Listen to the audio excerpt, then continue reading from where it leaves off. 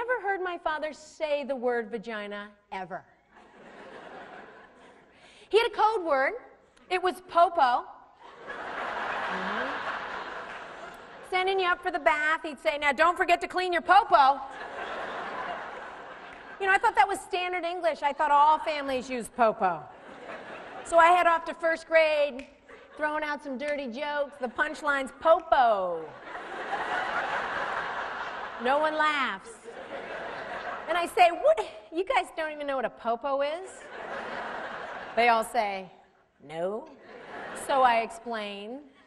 I learned that other families don't use the word popo.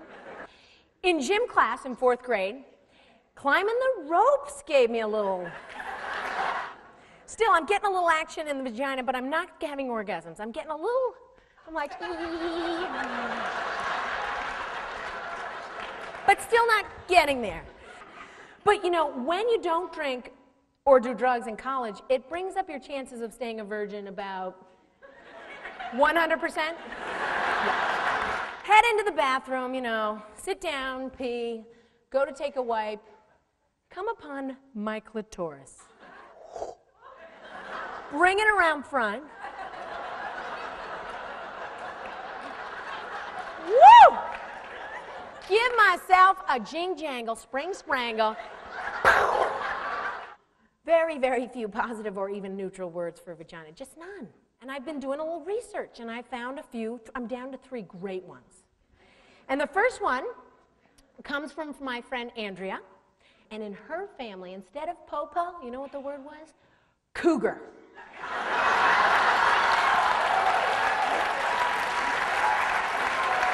Love that. I mean, I love how it's got like speed and agility. A little snarl. The next word that's come to me came from my niece, Molly. Off she goes to the gynecologist for her appointment. She comes back, and the fellas say, so, Molly, how's the V-piece?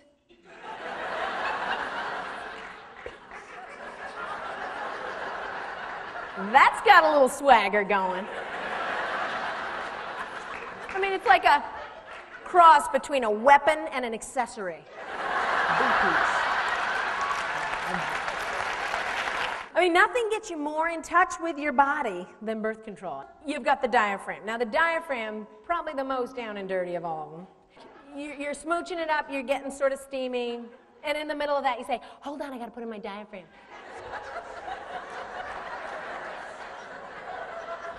Okay, then you gotta get it in. Okay, here's the thing about getting it in. You need like an hour of yoga. Now, just as it's about to go in, it's filled with all that goopy gel. Fling!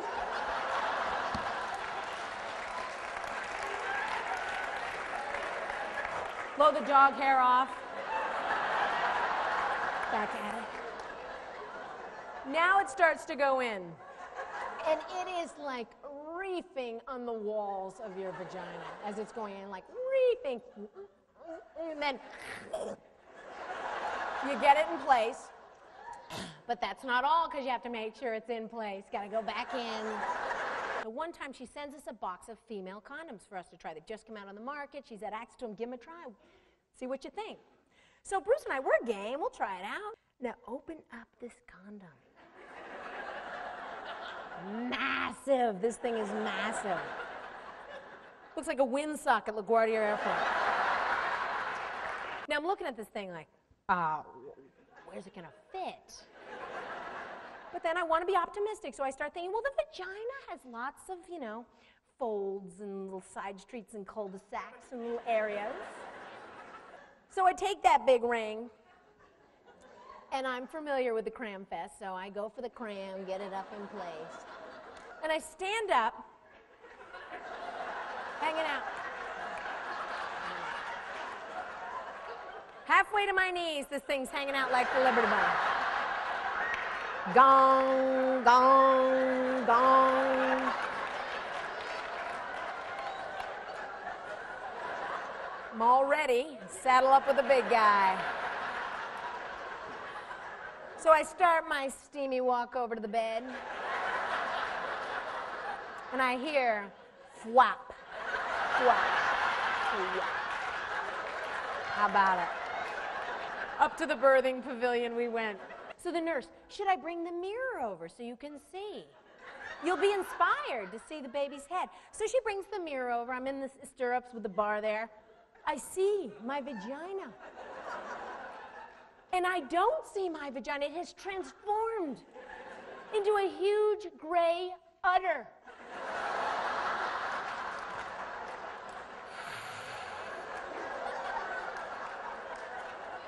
I'm shocked. And she says, there's the head right there. I'm like, where? Where's the opening? I can't even see the opening.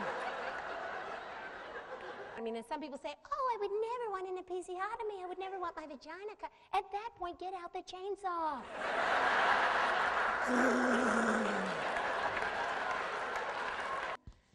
You know, I'm going to do a little interpretive dance for you now. My first piece is called The Male Orgasm.